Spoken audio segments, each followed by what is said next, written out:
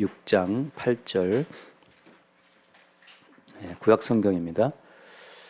아모스 6장 8절 만군의 하나님 여호와의 말씀이니라 주 여호와가 당신을 두고 맹세하셨노라 내가 야곱의 영광을 싫어하며 그 궁궐들을 미워하므로 이 성읍과 거기에 가득한 것을 원수에게 넘기리라 하셨느니라. 한 집에 10사람이 남는다 하여도 다 죽을 것이라. 죽은 사람의 친척 곧 그 시체를 불사를 자가 그 뼈를 집 밖으로 가져갈 때에 그 집 깊숙한 곳에 있는 자에게 묻기를 아직 더 있느냐 하면 대답하기를 없다 하리니 그가 또 말하기를 잠잠하라 우리가 여호와의 이름을 부르지 못할 것이라 하리라. 보라 여호와께서 명령하심으로 타격을 받아 큰 집은 갈라지고 작은 집은 터지리라. 말들이 어찌 바위 위에서 달리겠으며 소가 어찌 거기서 밭 깔겠느냐. 그런데 너희는 정의를 쓸개로 바꾸며 공의의 열매를 쓴 쑥으로 바꾸며 허무한 것을 기뻐하며 이르기를 우리는 우리의 힘으로 뿔들을 취하지 아니하였느냐 하는도다. 만군의 하나님 여호와의 말씀이니라. 이스라엘 족속아 내가 한 나라를 일으켜 너희를 치리니 그들이 한밭 어귀에서부터 아라바 시내까지 너희를 학대하리라 하셨느니라. 아멘. 네, 참 성경을 열 때마다 하나님의 무자비한 심판의 메시지를 늘 우리가 접하게 됩니다. 이렇게 심판의 메시지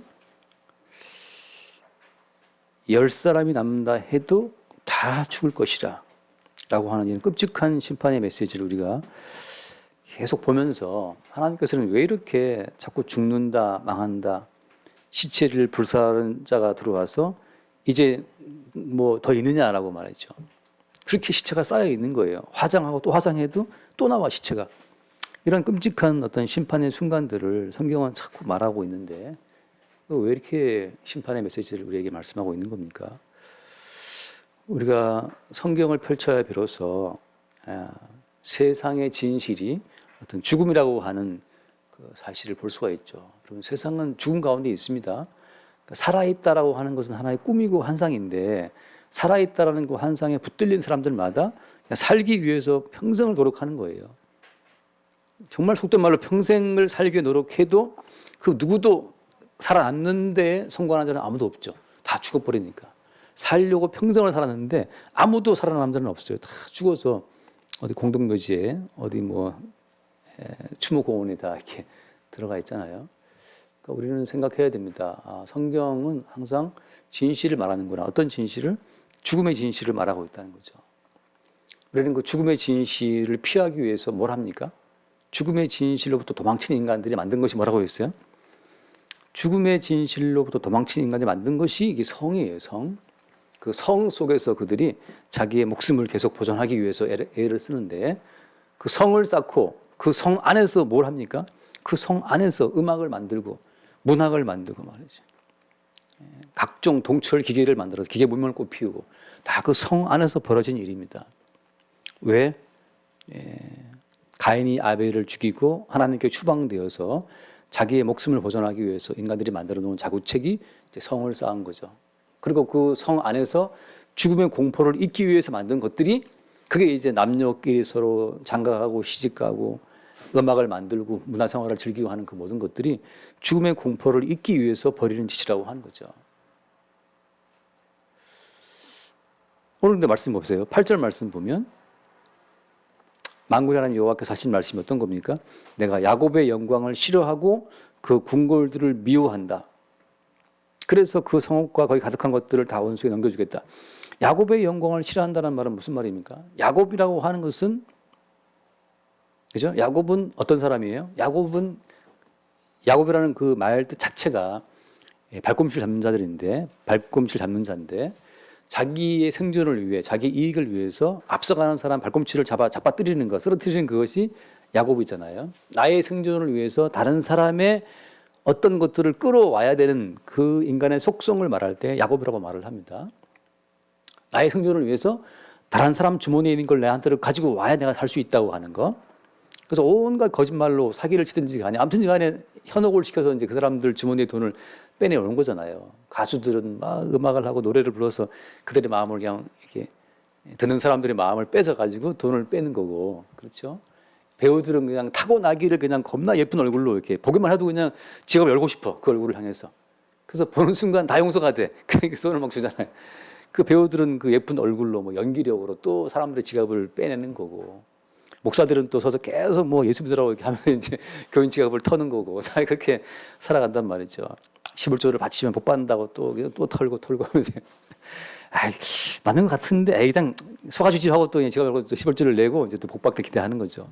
다 이 짜고 치는 고스톱 가운데 그게 야곱의 영광이라고 하는 겁니다. 야곱의 영광. 하나님은 그렇게 자기의 생존을 위해서 다른 사람들의 주머니를 세운 그 영광. 어떤 가수가 뭐 차를 뭐 마세라티인가 뭐를 뽑았다면서요. 뭐 뽑아서 뭐 그 차가 몇 대가 있고, 뭐 연예인들이 뭐 무슨 집을 샀는데 갑자기 뭐 30억이 올랐다 뭐 그러잖아요. 그런 것처럼 그렇게 세워지는 그 영광 자체를 주님이 싫어한다고 말씀하시는데, 그런데 놀랍게도 이스라엘도 어때요? 이스라엘이 그러한 세상의 영광을 추구하기 때문에 지금 하나님께서 이스라엘을 샘플로 해서 이스라엘을 지금 깨뜨린다고 지금 예언하고 있는 겁니다. 왜냐하면 죽음의 공포에 잡힌 모든 인간들이 그 죽음을 피하기 위해서 뭔가를 하고 있을 때 하나님이 이스라엘을 부르신 것은 어때요? 이스라엘을 부르신 목적은 고의적으로 이스라엘 민족을 죽음 속에다가 집어넣어버리기 위해서 부르신 거거든요. 다 죽음을 두려워하는 세상 가운데에서 이스라엘 민족만큼은 항상 하나님께서 뭐 이렇게 보호자가 되어서 죽음을 피하고 하는 용도로 이스라엘을 부르신 것이 아니고, 이스라엘을 오히려 죽음 속에 집어넣어서 그 죽음 속에 뭐가 있더라? 생명이 있더라. 그 죽음 속에서 죽음을 이기는 생명이 들어있다는 사실을 보여주기 위해서 하나님이 특별히 빼신 민족이 이스라엘이고, 오늘날 치면 그게 교회고 그게 성도예요. 다시 말하면 이방인들이 추구하는 그 다양한 돈의 성벽으로 살 수 있다가 아니고, 오히려 죽음 속으로 주님 끌어들여서 그 죽음 속에 들어가 보니 그 죽음 속에 뭐가 있더라는 거죠? 그 죽음 속에 죽음을 이기는 주의 생명이 있더라. 이게 주께서 이스라엘을 부르신 목적입니다. 그러니까 성도라면 어쩔 수 없이 하나님이 자꾸 매일매일 고의적으로 죽음 속에 성도를 집어넣으시는 그 과정을 피할 수가 없어요. 그래서 나 벌써 돌아보니까 옛날에 나 죽었을 인간인데, 돌아볼 때마다 옛날에 내가 망했어야 될 인간인데 아직 살아있네, 아직 안 망했네. 그 사실을 볼 때마다 나로 살아있는 것이 아니고 뭔가 다른 나를 살게 하시는 분에 의해 내가 살고 있다는 사실을 문득 보게 되는 자들이 그게 성도인 거예요. 근데 예를 들어서 내가 그동안 11조를 열심히 했기 때문에 내가 11조 복 받아서 살고 있고, 내가 주님을 잘 섬겼기 때문에 내가 주님을 잘 섬기는 이 어떤 공로로 내가 살아있고, 이건 이제 다시 말하면 성도가 아니고 이방인들의 마인드를 그대로 갖고 외형만 어떤 성도의 사람들이 하는 고백이에요. 예수를 잘 섬기는 나의 신앙으로 살아남았다는 거죠. 그 말은 다른 말로 말하면 그냥 나로서 나를 살려온 거예요, 평생을. 죽기가 무서워서 예수를 믿어온 거고, 망하는 게 두려워서 11조 내어온 거고, 그 자기로 자기를 지켜오는 방편 가운데 하나가 뭡니까? 예수를 믿어온 거죠. 이게 그냥 종교인 거예요. 성도는 뭐냐? 성도는 나로서 살아왔다고 생각했는데 문득 돌아보니까 나로 살았으면 진작에 망하고 진작에 죽었고 진작에 게임 끝인데 어떻게 내가 살아있느냐. 나를 살게 하시는 그 보이지 않는 그분의 은혜를 스럽게 보게 될 때 나로 산 것이 아니고 예수로 살았다는 사실을 문득 고백하게 되는 그 순간이 성도됨이 드러나는 순간이라고 하는 거죠. 그런 차이가 있는 거예요. 다시 한번 말씀 잠깐 봅시다. 다니엘서를 잠깐 보면, 다니엘서 4장인가요? 지금 얼른 안 떠오르는데, 풀물 속에 들어갔었던 다니엘의 친구들 이야기가 있습니다. 다니엘서 3장입니다. 다니엘 3장에 보면은 거기 이제 앞에 뭐 이야기들이 쭉 있지만 다 넘어가서 다니엘서 3장 25절을 말씀합시다. 24, 25 보겠습니다. 다니엘 3장 24절, 25절. 24. 그때에 느부갓네살 왕이 놀라 급히 일어나서 모사들에게 물어 이르되, 우리가 결박하여 불 가운데에 던진 자는 세 사람이 아니었느냐 하니, 그들이 왕에게 대답하여 이르되, 왕이여 옳소이다 하더라.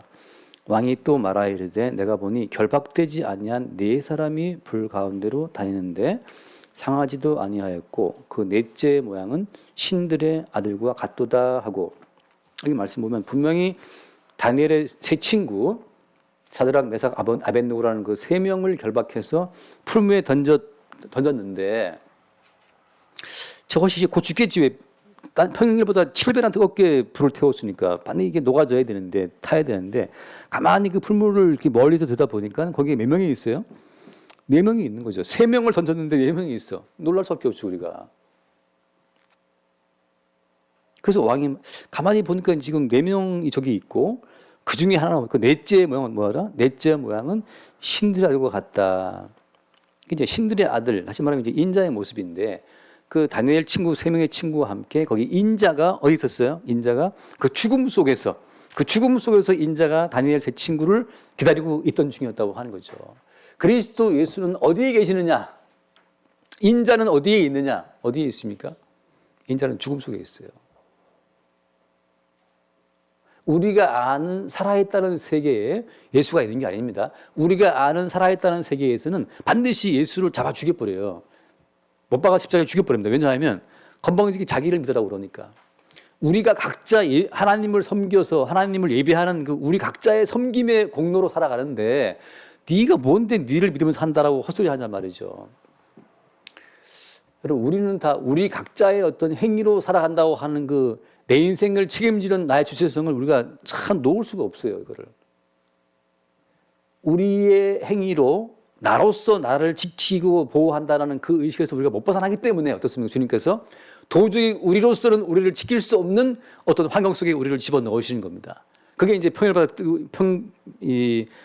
7배나 뜨거운 풀무예요. 도저히 나의 이성으로, 내 지혜로, 내 힘으로 내 인생을 유지할 수 없는 지경. 그게 말하자면 이제 말기 암이기도 하고 말이죠. 도저히 지탱할 수 없는 가정의 어떤 평화기도 하고, 나로서는 도저히 나의 삶을, 내 세계를 유지할 수 없는 상태. 그 세계 속에 들어가야 어때요? 들어가야 그 죽음 속에 누가 있더라? 그 죽음 속에 인자가, 예수님이 거기 대기하고 계신 겁니다. 왜? 그 죽음 속에 주님께서 우리를 부르시는 거예요. 예수께서 우리를 부르시는 것은 꽃도 피고 뭐 황홀 하고 뭐 그냥 먹고 마시고 아주 편한 자리에서 이리 와 부르시는 그 막이고, 예수께서 우리를 부르시는 것은 어디다? 죽음 속에서, 자기의 십자가의 죽음 속에서 우리를 이리 오라고 부르시는 건데, 왜 그렇습니까? 그 죽음이 영생으로 가는 관문이기 때문에 그래요. 우리가 아는 산다는 것은 그 사는 것이 아니고 그것은 환상이라고 하는 겁니다. 우리가 아는 돈 있으면 살고 몸 건강하면 살고, 그게 환상이라니까요. 왜? 돈이, 내가 지금 드리는 말씀처럼 이건희가 돈이 없어 죽었습니까? 돈 쌓아놓고 죽는 거예요. 스티브 잡스가 지금 또 그 애플 아이폰으로 떼돈을 벌고 있잖아요. 도대체 그 아이폰이 뭔가 한번 써보라고 우리 집에 제가 특별히 둘째한테는 아이폰을 사게 했는데 되게 불편해. 되게 화면이 작고 그래도 불편하는데 뭐가 좋은지 모르겠어요. 새로운 생태계를 만든 스티브 잡스가 돈이 없어 죽었습니까? 그러니까 돈이 있으면 산다라고 하는 그 미신을, 그 환상을 계속 지금 사람들이 붙잡고 있어요. 근데 진실은 뭐예요? 진실은 그 재벌들이 돈이 없어 죽나요? 아니잖아요. 근데 우리는 뭘 믿고 있습니까? 돈 있으면 살지. 자꾸 꿈을 꾸고 있는 거예요. 권력이 없으면 죽습니까? 그 환상을 갖고 있는 거죠.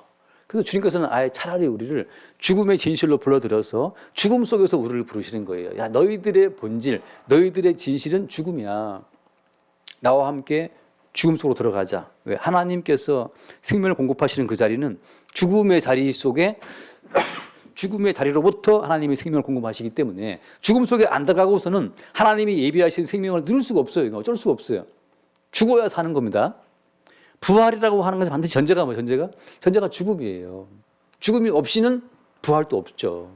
죽음이 없이는 영생도 없어요. 그래서 그러니까 주님께서는 아예 우리를 매일매일 죽음 속으로 부르시는 겁니다. 그 죽음 속에 들어가야 비로소 그 죽음 속에 다시 튀어나올 때는 나로 사는 것이 아니고 살게 하시는 분에 의해 사는구나를 새롭게 보게 되는 거죠. 그때 우리는 보이지 않지만 신들의 아들이라고 표현한 이 이방인의 왕이 본 표현이지만 그것이 인자인데, 인자 되신 예수 그리스도께서 우리를 다시 삶의 세계로 내보내시는구나.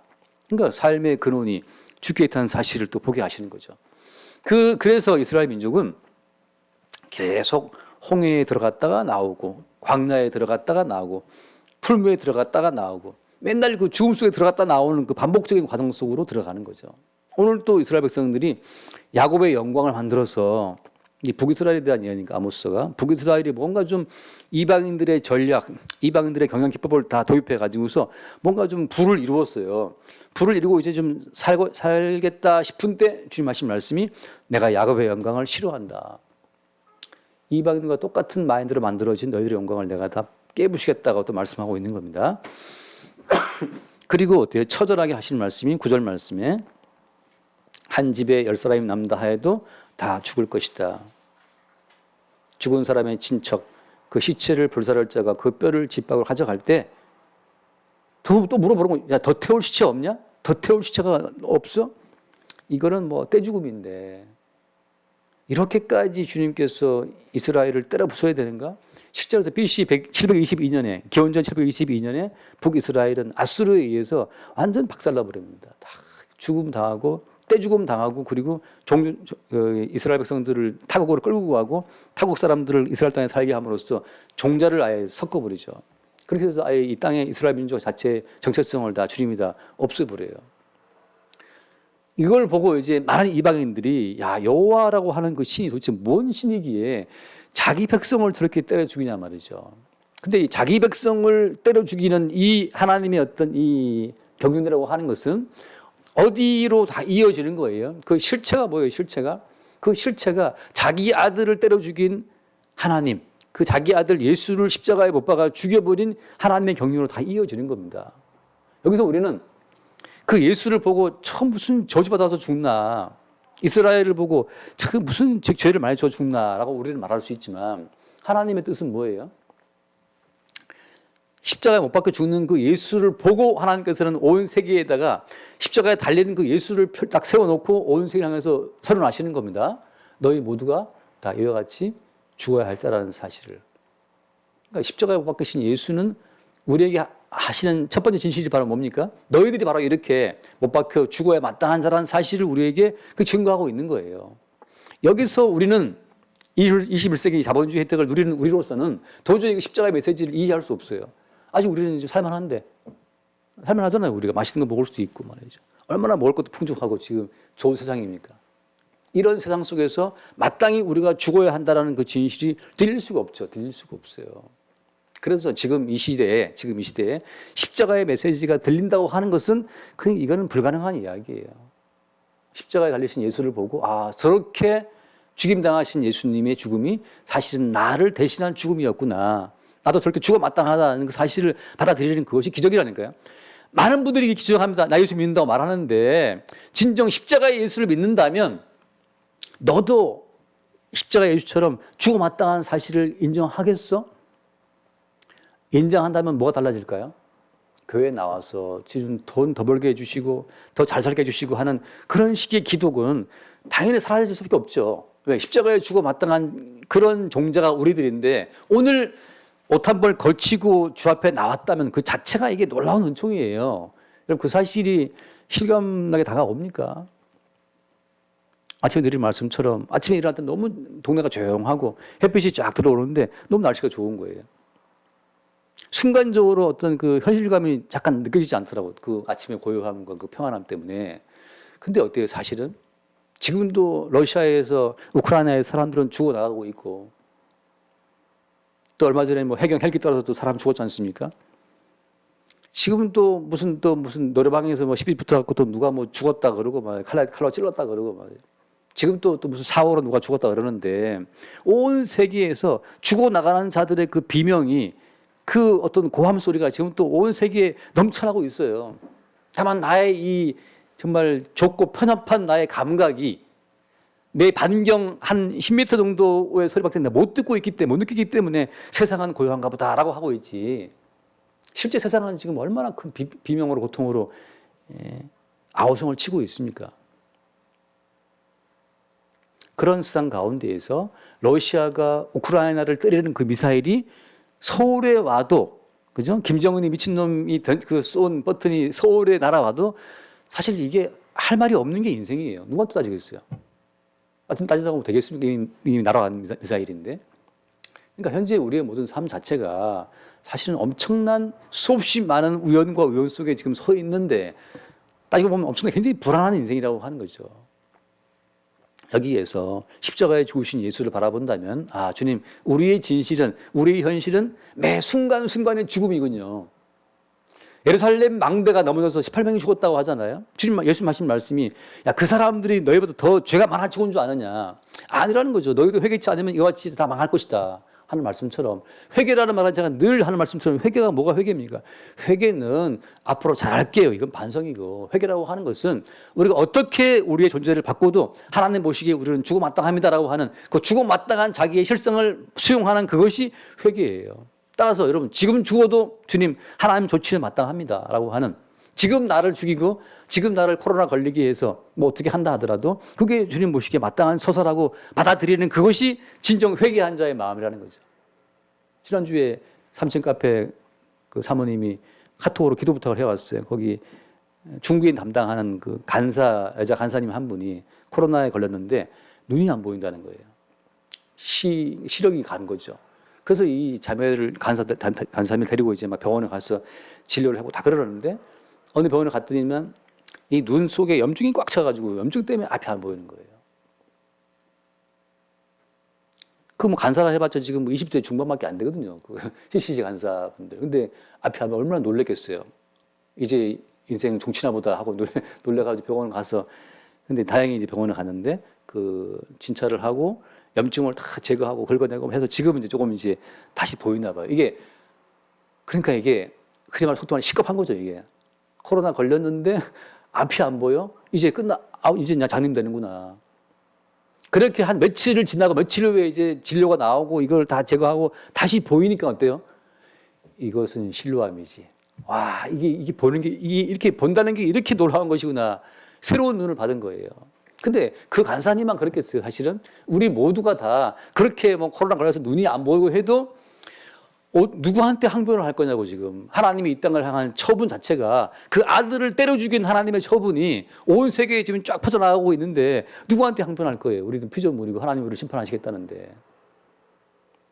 그 당연한 우리가 지금 보고 듣고 맛보고 하는 게 모두 당연한 것이 아니고 매 순간 죽음의 심판 속에서 거쳐 나오게 된 어떤 감각임을 보게 된다면 감사할 것밖에 아무것도 없죠. 근데 뭘 또 바랍니까? 뭘 또 보고 있는데 보고 있으니까 당연한 건 줄 알고 딴 걸 또 요구해. 뭐 선글라스를 주십시오 주님 그러는데 선글라스인데 한번 껴볼래? 제대로 한번 껴주면 염증을 쫙 주시면 너무 좋아 선글라스가 아무것도 안 보이죠. 자외선도 아무 소용없어요. 안 보이니까. 여러분 주님께서 한 집에 10사람이 온다 해도 다 줄 것이라는 이 말씀 자체는 이 모든 말씀 자체는 모아져서 한 사람 예수 그리스도로 집중되는 거예요. 하나님이 자기 아들 예수 그리스도를 버리신다는 것 자체는 모두를 다 버린다고 하는 겁니다. 그래서 세상 가운데에서는 어떤 차별이 없어요. 우리 모두는 다 죽음 속에 있어요. 세상은 어떻게 공평한 겁니까? 모두가 죽음 속에 있다는 것은 공평해요. 바이든도 미국 대통령이지만 그도 죽음 속에 있고 나도 죽음 속에 있고 윤석열 대통령 나도 똑같아요. 죽음 속에 있는 것 자체는. 하나님께서는 우리 모두를 늘 죽음 속에 집어넣으시는데 구약 성경에서 이렇게 생생하게 이스라엘 민족을 샘플로 들어서 끝없이 화장을 해도 또 불태울 시체가 있어. 그렇게 이스라엘을 때려 부수는 이 하나님께서 신약에서는 개념적으로 설명하십니다. 잠깐 말씀을 더 로마서 5장 말씀을 잠깐 봅시다. 로마서 5장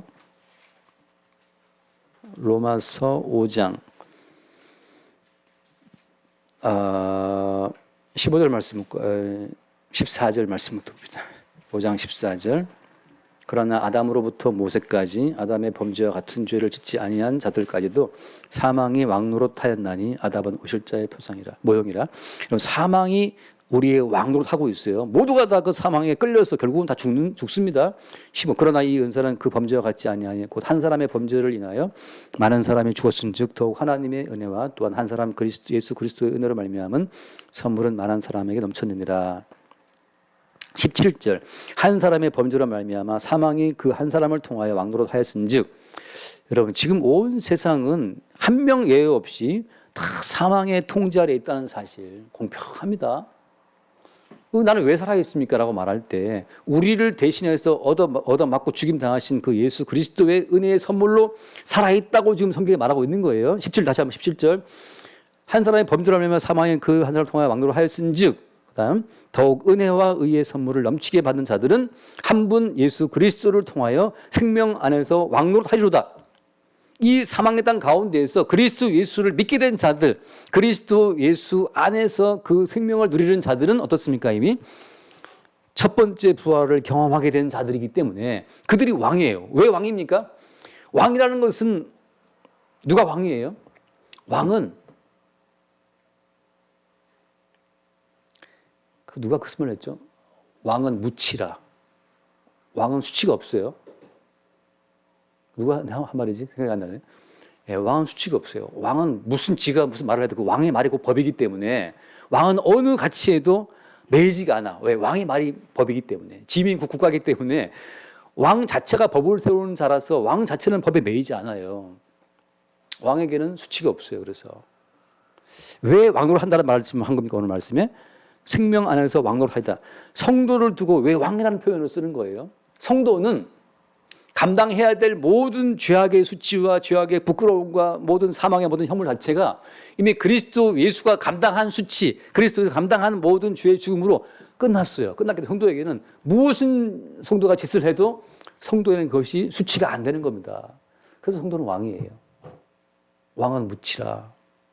왕에게는 수치가 없다. 무슨 짓거리를 해도 어때요? 주님이 다 이미 십자가에서 주님 본인이 그 모든 수치를 다 감당하고 뻘거 먹기움 당하고 못 박혀 죽었기 때문에 우리가 감당할 수치의 어떤 그 형벌은 없다는 거죠. 그런 점에서 이 성도는 왕이에요. 또 하나 왕은 왜 왕이냐? 왕은 무서운 게 없어요. 왕이에요. 왕이 무슨 명령 내릴 때 신하 눈치 보고 법을 떨고 그 왕이 아니죠. 그냥 신하에 잡히는 왕이고, 왕은 죽는 게 안 무서워. 죽는 것이. 왜? 이미 사망의 권세 자체가 부활하신 예수에서 깨졌기 때문에 사망 권세가 예수에 깨진 것을 믿는 성도 입장에서는 죽는 것도 두렵지 않고 망하는 것도 안 무서운 거예요. 망해도 왕은 왕이냐. 그래서 한 분 예수 그리스도를 통하여 생명 안에서 왕노를 하리로다. 누가? 은혜와 의의 선물을 넘치게 받은 자들. 은혜와 의의 선물. 의의 선물이 어떻게 준비된 겁니까? 그 예수님이 십자가에 죽으심으로 모든 죄와 허물과 수치와 부끄러움을 다 감당하셨기 때문에 우리에게 주어진 것이 의의 선물이잖아요. 무슨 짓을 한다 하더라도 성도한테는 수치가 없어요. 그래서 이 말씀 안 지키면 큰일 난다. 그런 거 없어요. 그 말씀 못 지켜서 큰일 나는 그 모든 큰일 난 것들을 주님이 십자가에 감당하셨기 때문에 그렇게 10사람 죽임 당하듯이 그렇게 죽임 당하신 분이 예수님이기 때문에 예수님의 죽임 당하심 속에서 성도에게는 어떠한 부끄러움도 수치도 또 지불해야 될 어떤 죄값도 이제는 아무것도 없어요. 모든 값을 지불한 그 당당한 자가 그게 왕이죠. 그래서 왕노릇 한다고 표현하고 있는 거예요. 그게 첫째 부활입니다. 성도에게 임한 첫째 부활. 19절 말씀 지금 펴져 있으니까 19절 한 사람이 순종하지 아니함으로 많은 사람이 죄인인 것 같이 한 사람이 순종하심으로 많은 사람이 의인이 되리라. 이미 성도 입장에서는 이미 의인 됐기 때문에 성도 의인 됐기 때문에 왕 같은 담대한 권세를 누리고 있는 거죠. 그러니까 제가 늘 하는 말씀처럼 밥상을 업지 않고 고기 갖다 놓든 그 자체가 하나님 보시기에 아무 의미가 없는 거예요. 왕인데 어떤 행위도 주님 보시기에 수치가 되는 때가 이미 지나갔기 때문에 남편도 수틀리면 한번 상 엎어라 제가 말씀드리는 이유가 그 조선시대의 그 가치관 따라서 남편을 공경해야만 하나님 기뻐하시겠지 그건 윤리적인 가치라고 하는 겁니다. 회사 가서 함부로 들이받으면 잘리기 때문에 스스로 또 몸을 우리가 챙기잖아요. 또 그것도 주님 보시기에 의의가 아닌 거죠. 그래서 우리는 뭐든지 자유로운 인생이 된 겁니다. 21절 끝에 말씀 21절 이는 죄가 사망 안에서 왕노릇한 것 같이 은혜도 또한 의로 말미암아 왕노릇하여 우리 주 예수 그리스도로 말미암아 영생에 이르게 한다. 이 은혜 속에 있는 자가 차근차근 컨베이어 벨트가 움직이듯이 결국 성도는 그 이런 모든 과정 속에서 이런 언약의 틀 속에서 어디에 이르게 되는 겁니까? 영생에 이르게 되는 거예요.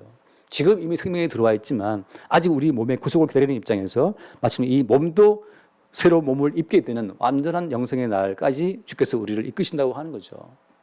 자, 돌아와서 말씀 잠깐 보고 돌아와서 말씀 보면 그래서 이 하나님의 심판이라고 하는 자체를 여기 나와 있는 아모스에 나와 있는 10사람이 남도 다 죽는다. 시체를 다 태워도 또 그것이 나온다. 또 11절 말씀에 큰 집은 갈라지고 작은 집은 터져버린다.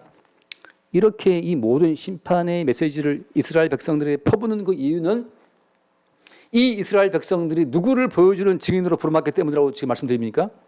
십자가에 이와 같은 저주를 받고 죽임당하실 예수를 보여주는 모형이기 때문에 지금 이스라엘 민족이 대표적으로 이렇게 많이 젖터지고 깨지는 거예요.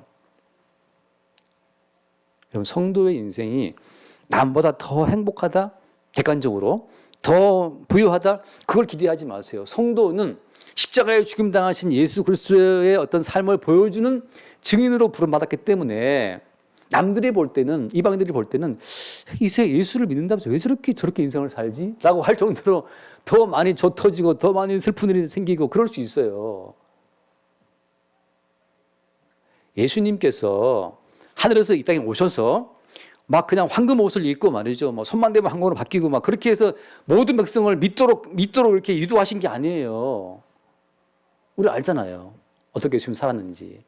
근데 도저히 아니 저 양반이 메시아라면서 왜 저 땅으로 살지? 나중에는 못 박혀서 헐떡거리면서 좀 내려와봐. 네가 메시아라면서 왜 그러고 그런 꼬라지로 어떻게 우리를 구원한다고 말할 수 있어? 좀 내려와봐라고 하는데 예수님이 안 내려온단 말이죠.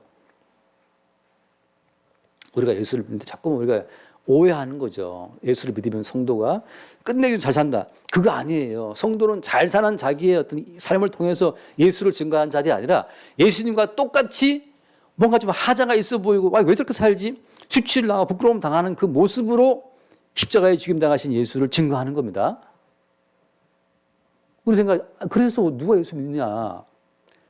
예수가 못 박혀 죽으실 때 한편 강도로 말하기를 야, 십자가에 좀 내려와서 너와 우리를 좀 구원해 살려달라고 막 외치잖아요. 그래서 메시아를 증거하라고 말하는 한쪽 강도는 십자가에 죽는 그 예수의 죽음에 기꺼이 합류를 해요. 맞아. 이렇게 죽는 건 당연한 것이다. 라고 그 당연한 죽음, 성경에서 늘 말하는 당연한 죽음의 진리를 자기의 죽음으로 수용하는 그 어떤 삶의 변화라고 하는 자체가 이게 은총이라니까요. 여러분, 살교회 예수 믿습니까? 아니에요. 십자가에 죽으신 예수를 바라보니까 우리도 십자가 예수님처럼 죽어 마땅한데 왜 아직 살아있지? 이게 지금 구원받은 성도의 마인드예요. 망하는 게 마땅한 인생인데 죽는 게 마땅한 인생이고 코로나 걸려갖고 어디 눈이 안 보여야 정상이고 말이죠. 입맛 뭐 다 떨어졌어야 정상이고 백신 맞아갖고 뭐 누구처럼 죽어야 정상인데 왜 아직 안 죽고 살아있나 말이지. 그게 오히려 성도의 마인드예요. 왜 아직 나는 집에 계좌에 돈이 좀 있지 그래도 이게 많았을 테고 이제 뭐 다 차압당하고 이제 거리에 나 앉아야 마땅한데 왜 아직 집에 들어가 누울 침대가 있는지 참 희한하단 말이지. 왜 러시아 미사일이 우리한테는 안 떨어지냐고요. 김정은이가 지금 배불러서 지금 그 자꾸만 쏴대고 그러는데 그 미사일 방향 틀어서 왜 서울에 그 안 터뜨리지? 그게 매일매일 신기한 게 성도의 인생이에요. 왜? 십자가에 죽임 당하신 예수를 보고 우리도 저 예수처럼 죽는 것이 뭐라고 했습니까? 마땅하거니와 마땅한데 암만 생각해도 저 예수님이 죽으실 만한 이유는 없는데 내 인생 내가 돌아보니 나는 죽어 마땅한 이유가 있지만 예수님은 왜 죽는 거야? 돌아보니까 어때요? 우리의 마땅히 죽어야 될 죄와 허물을 대신 주고 예수님이 죽으시는 거잖아요. 더 이상 뭘 바랍니까 우리가? 10월의 어느 마지막 날 노래처럼 말이죠. 바램은 죄가 될 테니까 뭘 바라는 것 자체가 이게 죄예요. 현재 있는 것 한번 다 걷어가 볼까요? 삭삭삭 그냥. 보는 눈 한번 멀게 해보고 말이죠. 귀 한번 안 들리게 해보고 입만 한번 다 떨고 보고 말이죠. 기침 맨날 나갖고 말도 못하게 만들어 보고 막. 제가 이번에 기침 나면서 정말 편안하게 말한다는 것이 얼마나 감사한지. 기침이 심하니까 성경 공부하고 막 너무 힘든 거예요. 한번 하고 나면 막 몇 시간이 힘들어. 그 기침을 참고 뭐 어떻게 예를 쓰니까. 근데 편안하게 말한다는 것이 얼마나 복인지. 근데 또 까먹죠. 까먹어 정상이에요. 또 까먹어 정상입니다. 그래서 오늘 말씀처럼 우리 죽어 마땅한 우리의 모든 삶의 실상 자체를 매 순간 주님께서 보게 하시는 거 십자가의 사건 속으로 우리를 끌고 들어가서 그 용도로 우리가 부름받았다는 사실을. 그래서 이스라엘 민족을 보고 왜 이렇게 애들은 죄를 많이 지었을까라고 우리는 이스라엘처럼 살지 맙시다라고 말한 자체가 얘기지만 어리석은 이야기예요. 이스라엘은 십자가에 죽으신 예수를 나타내고 증거할 용도로 조 터진 겁니다. 마찬가지로 오늘 성도의 인생은 예수 믿어서 복 받아 잘 사는 게 성도의 인생이 아니고 십자가에 죽임당하신 예수를 나타내고 보여줄 용도로 성도가 부름받았기 때문에 히브리서 11장에 나와 있는 그 믿음의 선진들의 인생을 돌아보세요. 그 가운데 평탄한 인생 산 사람은 아무도 없어요. 아브라함도 본토 친척 아버지 집을 떠나서 유량하는 나그네 인생을 살았고 우리 모두가 똑같습니다. 이 자본주의 사회에서 남보다 더 좋은 혜택을 누리는 인생을 살아가는 것이 아니고 뭔가 약간 변방해서 말이죠. 뭔가 약간 좀 떨어지는 인생을 그렇게 살면서 아무것도 없이 벌거벗기운 채 십자가에 죽임당하신 그 예수 그리스도를 나타내고 증거한 용도로 우리 인생이 기능하는 거예요. 이게 예수 그리스도를 나타내는 증인으로 그냥 부르심 받은 겁니다. 그러니까 현재 우리의 삶 자체를 왜 이렇게 더 잘 살아야 되는, 더 부자가 돼야 되는데 그 조화심 속에서 예수의 이름을 부르는 그 우상숭배하는 이스라엘 민족을 기어이 주님이 끌어내려서 10사람 다 죽여. 너희 집 큰 집 갈라져, 작은 집 터져버려. 그렇게 주님께서 하심으로써 계속해서 우리를 십자가의 진리로 다시 끌어들이시는 거예요. 그것이 복이 있는 겁니다. 한 번씩 저 터져갖고 뭐 하면 이렇게 잃는 자체가 이게 은혜예요. 끝으로 그 뒤에 말씀 읽고 마칩시다. 12절, 아모스 6장 12절, 말들이 어찌 바위 위에 달리겠으며 소가 어찌 거기서 밥 갈겠느냐. 소가 바위를 갈 수 있어요? 못 갈죠. 그런데 너희는 정의를 쓸개로 바꾸며 공의의 열매를 쑥으로 바꾸며. 이게 무슨 말입니까? 이런 소가 암만 쟁기질 잘한다 하더라도 바위를 이룰 수 있냐고 못 이루잖아요. 여러분, 하나님의 의, 정의라고 하는 것은 우리 힘으로 성취해 드릴 수 없는 게 하나님의 요구사항이고 하나님의 의입니다.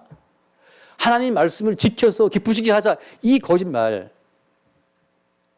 어떤 인간이 하나님 말씀을 말씀대로 지켜서 하나님 모시기에 합당한 자로 인정받을 수 있겠어요? 마치 바위를 가는 소처럼 어떤 인간도 자기가 말씀을 지켜서 하나님의 의를 충족을 시킬 자는 아무도 없습니다. 그럼 성경에서 말하는 의는 뭡니까? 왜 그 하나님의 정의를 로마 3장에 있는 말씀처럼 십자가에 죽으신 예수 그리스도를 믿는 믿음으로 주어지는 그 새로운 의를 주님 말씀하시는데 자꾸 우리는 우리의 행함으로 말씀을 지켜서 본인이 만들어내는 그 의를 만들어서 주께 드리려고 그 쓸데없는 노력을 하고 있냐 말이죠. 오늘날 교회에도. 그렇게 또 사람을 속이는 거예요. 제가 볼 때는 속이는 거예요. 목사님이 40년 목회하면 하나님 보시기에 기뻐할 만한 사람 됩니까? 소가 바위를 지킬 수 있어요? 어떤 인간이 말씀을 지켜서 말씀대로 살아서 하나님 나라에 들어갈 자가 어디 있습니까? 그 불가능이라고.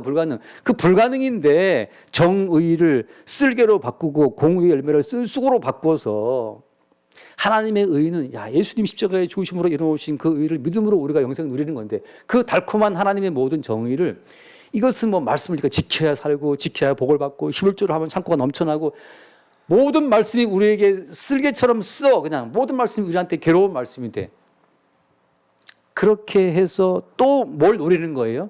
더 부자가 되고 더 잘 살고 천국에 더 앞자리에 가려고 애를 쓰는 그 인간의 탐욕에 호소하는 그 모든 시도, 선지자가 지금 그걸 탓하고 있는 겁니다. 아니, 소가 바위를 갈 수 없는 것처럼 니들이 아무리 말씀을 지켜도 하나님 보시 기뻐하실 그 함량에 도달할 수 없기 때문에 예수님께서 이 땅에 오셔서 모든 율법을 다 성취하시고 율법의 1.1까지 다 성취하시고 십자가에 죽으신 거다. 그 예수를 믿는 믿음의 의를 왜 자꾸 쓸개로 바꾸고 도저히 먹지 못할 쓴쑥으로 바꾸냐 말이죠. 모든 아픔은 주님이 감당하셨고 다만 우리는 주님 감당하신 그 아픔을 거기에 우리는 참여할 뿐이죠. 우리가 맛보는 그 부분적인 삶의 고통이라는 것은 십자가에 죽임당하신 예수의 아픔에 조금 참여하는 겁니다. 그냥 그 무한 면체 가운데 몇 가지 면을 그냥 단지 우리의 인생을 통해 증거하는 거죠. 여러분, 이 말씀을 대하면서 이스라엘을 깨뜨리시는 하나님의 어떤 이 섭리를 보면서 이스라엘이 더 우리보다 나빠서 망한 것이 아니라는 사실을, 오히려 주님께서는 이스라엘을 멸망시키는 과정을 통해서까지 뭘 증거하신다? 십자가에 고난당하신 예수를 증거하시는 과정으로 쓰신다는 것. 마찬가지로 어때요? 우리의 인생도 어떻습니까? 우리의 인생도 십자가에 고난당하신 예수를 나타내고 증거하고 그 예수를 우리에게 설명해 줄 하나의 모형으로 그렇게 우리 인생에 아픔을 주신다는 사실을 기억하시고 우리 인생의 아픔 속에서 먼저 아픔 당하신 예수를 바라보는 은혜가 있게 되기를 바랍니다. 그 이후에 뭐가 있어요? 항상 새로운 부활이 있으니까 기도합시다. 주님 감사합니다. 비참하게 처참하게 깨지고 죽어나가는 이스라엘의 심판을 선지자가 예언하고 있는 것을 우리가 봅니다. 여러분 이 말씀을 대하면서 십자가에 죽임당하신 예수를 바라보고 예수님의 대신 받으신 고난 속에서 또한 우리가 살고 있음을 매 순간 새롭게 깨달아 알게 하여 주옵소서. 우리의 인생을 예수의 증인으로 부르셨사오니 우리 인생의 모든 생사 또 고락을 통해서 십자가에 죽임당하신 예수를 나타내고 증거하여 주옵소서. 우리는 다만 그 예수를 증거하는 일에 동참된 것으로 기뻐하며 즐거워할 수 있도록 우리의 안목을 새롭게 하여 주옵소서. 우리 주 예수 이름으로 기도드립니다. 아멘.